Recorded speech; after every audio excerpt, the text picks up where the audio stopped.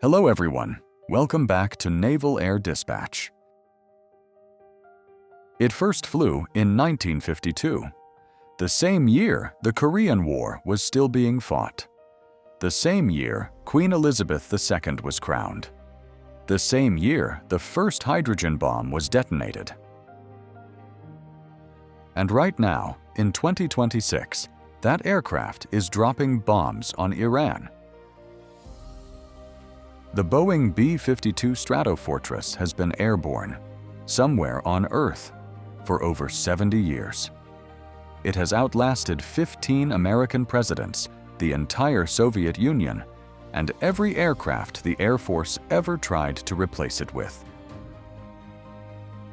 Here is the number that defines this aircraft: 744.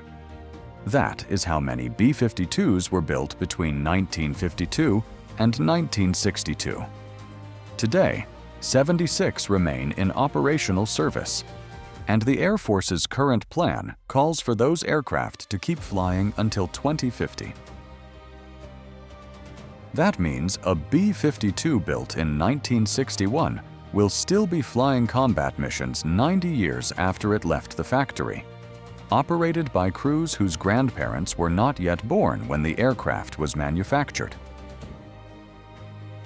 How is that possible? And why, in a world of stealth bombers and hypersonic missiles, does America still need a 70-year-old airplane? The answer changes how you think about modern air power. Before we answer that, you need to understand something most coverage of the B-52 gets completely wrong.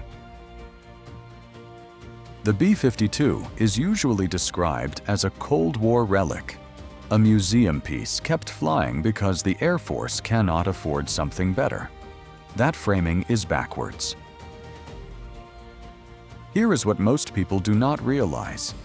The United States Air Force has had multiple opportunities to retire the B-52. It chose not to. Not because of budget constraints, because the aircraft is irreplaceable for a category of mission that no other platform can perform. The B-52 is not fast. It is not stealthy. It cannot penetrate defended airspace against a modern air defense system. It was never designed to do any of those things. What it can do, what no other aircraft on Earth can do to the same degree, is carry an enormous quantity of diverse weapons over an extraordinary range, for an extraordinary duration, at a cost per flight hour that makes sustained operations financially sustainable. In the language of modern air power, the B-52 is not a penetrating bomber. It is a magazine, a flying arsenal, a weapons truck that can remain airborne for 30 or 40 hours, refueled repeatedly in flight, delivering more firepower per sortie than almost any other aircraft in the inventory. Understanding that distinction is the key to understanding everything that follows. The B-52 was designed in a hotel room over a single weekend. In October 1948, a team of Boeing engineers checked into the Van Cleve Hotel in Dayton, Ohio. The Air Force had rejected their turboprop design on a Friday afternoon. By Monday morning, the team had produced an entirely new proposal, a swept-wing, 8-engine jet bomber, complete with a scale model carved from balsa wood purchased at a local hobby shop. That proposal became the B-52. The aircraft entered service in February 1955. At the time, it was the largest, most capable bomber ever built, designed to carry nuclear weapons deep into Soviet territory at altitudes and speeds that made interception nearly impossible. Its wingspan of 185 feet, wider than the entire distance of the Wright brothers' first flight, could carry enough fuel to fly non-stop from New York to London and back without refueling. But the Cold War changed faster than expected. By the 1960s, Soviet surface-to-air missiles had become accurate enough to threaten high-altitude bombers. The Air Force concluded that high-altitude penetration was no longer survivable. The B-52's tactics shifted from high-altitude to terrain-following, low-level flight, threading through mountain valleys at full speed to avoid radar detection. The aircraft designed to fly at 50,000 feet was now being flown at 500 feet for hours at a time. That mission profile shook the airframes apart. Wing spars cracked. Fatigue damage accumulated faster than anyone had calculated. Several B-52s broke apart in flight. The Air Force fixed the wing spars and kept flying. That pattern, encounter a problem, engineer a solution, keep flying, is the defining story of the B-52's 7 decades in service. So, what does a B-52 actually carry? The B-52H, the current operational variant, can carry up to 70,000 pounds of weapons in a single sortie. That is 35 tons. To put that in perspective, a fully loaded semi-truck on an American highway is legally limited to 40 tons. The B-52 carries nearly that much, in bombs and missiles, while flying at 50,000 feet. More importantly, it can carry almost anything. Conventional gravity bombs, precision-guided JDAM munitions, air-launched cruise missiles, naval mines, nuclear weapons. The B-52 is weapons agnostic, a platform that can be loaded for any mission, against any target, in any theater. Here is the specific number that matters. In a single sortie, a B-52H can carry up to 20 AGM, 86 air-launched cruise missiles. Each missile has a range of 1,500 miles and can be programmed to strike a specific target with precision guidance. That means a single B-52, launching from outside defended airspace, can simultaneously threaten 20 separate targets spread across an entire country, without ever entering range of enemy air defenses. No other aircraft in the American inventory can do that. The B-52 also carries something rarely discussed: time. Because it can be refueled in flight, it can remain airborne for extraordinary durations. The record for a B-52 endurance flight is 47 hours and 35 minutes, set in January 1962.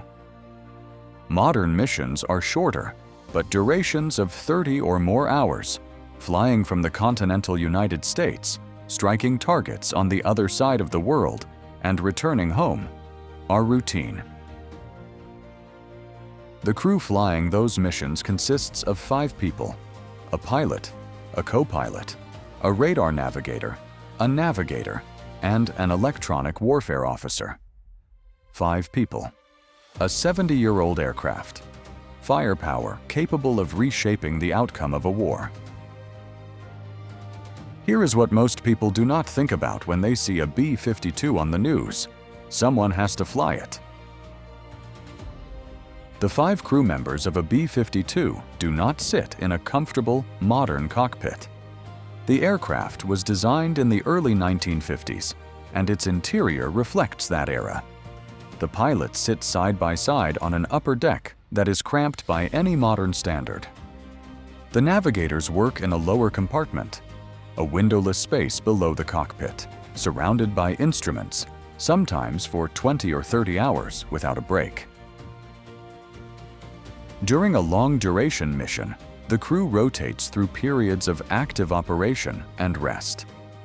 Rest in a B-52 means a canvas bunk behind the pilot's seat, barely large enough to lie flat, while the aircraft bounces through weather at altitude. They eat meals from vacuum-sealed packages. For hours or days, the only voices they hear are the 4 others aboard and the air refueling crews they rendezvous with somewhere over the open ocean. But here is what makes those crews remarkable. the missions they fly today are more complex than anything their predecessors faced during the Cold War. A modern B-52 crew does not fly a pre-planned route to a pre-planned target. They operate in a dynamic environment, receiving updated target packages mid-flight, coordinating with fighter escorts and tanker aircraft, managing weapons loads across multiple aim points, all while maintaining an aircraft whose systems span 7 decades of technology. In March 2026, B-52H crews flew from Minot Air Force Base in North Dakota across the Atlantic Ocean to RAF Fairford in England, and then flew sustained strike missions against Iranian targets as part of Operation Epic Fury. Those crews had trained for years for exactly that mission. When the call came, they were ready. There is something almost paradoxical about what the United States Air Force is currently doing with the B-52. In 2020, the Air Force awarded a $2.6 billion contract to Rolls-Royce to replace the B-52's 8 engines on airframes that have been flying since the early 1960s, with brand new F130 commercial turbofan engines. The program will produce what the Air Force calls the B-52J, and it is expected to extend the aircraft's service life to at least 2050. Think about that. The Air Force is installing new engines on aircraft built 60 years ago and planning to fly them for another 25 years after that. Total investment in the re-engining program exceeds $3 billion. Here is why. The new Rolls-Royce engines are 30% more fuel efficient than the old TF-33 engines they replace. That efficiency translates directly into range. And in bomber operations, range is survivability. B-52J with new engines can fly farther from its base, reach more targets, and recover to a wider range of airfields if its primary base is threatened. The modernization does not stop at the engines. The Air Force is also upgrading the B-52's radar with an active electronically scanned array, the same technology used in the most advanced fighter aircraft in the world. The first B-52 with the new radar flew to Edwards Air Force Base for testing in December 2025. The upgraded radar can track moving surface and air targets simultaneously, including hypersonic weapons, a capability the original 1950s electronics could never have imagined. The aircraft carrying 1960s serial numbers is becoming something new. The airframe remains. Everything inside is being rebuilt for the wars of the 2040s and 2050s. On March 4, 2026, a B-52H Stratofortress appeared over Iranian airspace for the first time in Operation Epic Fury. Military analysts understood immediately what that appearance meant. The opening phase of Epic Fury had relied on stealth, B-2 Spirit bombers flying 37-hour missions from Missouri, F-35C fighters launching from carrier decks, Tomahawk missiles from submarines. Stealth was required because Iran's integrated air defense system was intact. Non-stealth aircraft could not survive in that environment. The B-52 arrived on March 4th because that calculation had changed. Iran's air defense network had been sufficiently degraded, more than 11,000 targets struck in the first month, that the Air Force could now send a non-stealth aircraft into the airspace. And when that became possible, the B-52 offered something no other aircraft could match: volume. Where a stealth aircraft carries weapons internally to preserve its radar signature, the B-52 hangs them from every available hardpoint, carrying a quantity of precision munitions that can reshape the ground situation in a single pass. On March 31st, General Dan Kane, chairman of the Joint Chiefs, confirmed that B-52s had begun overland bombing missions over Iran, a sustained campaign that continued for weeks. Here is what that moment revealed. The most sophisticated military in human history, in its most significant combat operation in decades, still needed a 70-year-old airplane. Not because it lacked alternatives, because no alternative could do what the B-52 does. The aircraft designed to threaten the Soviet Union in 1952 struck targets in Iran in 2026.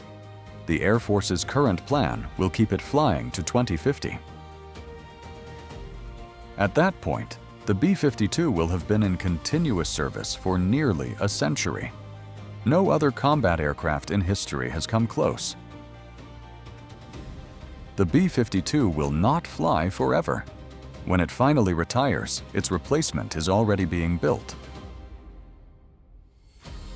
The B-21 Raider, a sixth-generation stealth bomber that completed its first flight in November 2023, is designed to do what the B-52 cannot: penetrate defended airspace against the most advanced air defense systems in the world. Against the threats that China is currently fielding, stealth is not optional. It is survival. But the Air Force plans to operate the B-52 and the B-21 alongside each other for decades. Not because the B-52 is as capable as the B-21, because they are capable of different things. And in a world where the next war may require both penetration and volume, you need both. That story of what the B-21 Raider is and what it means for the future of American air power is what Naval Air Dispatch covers next.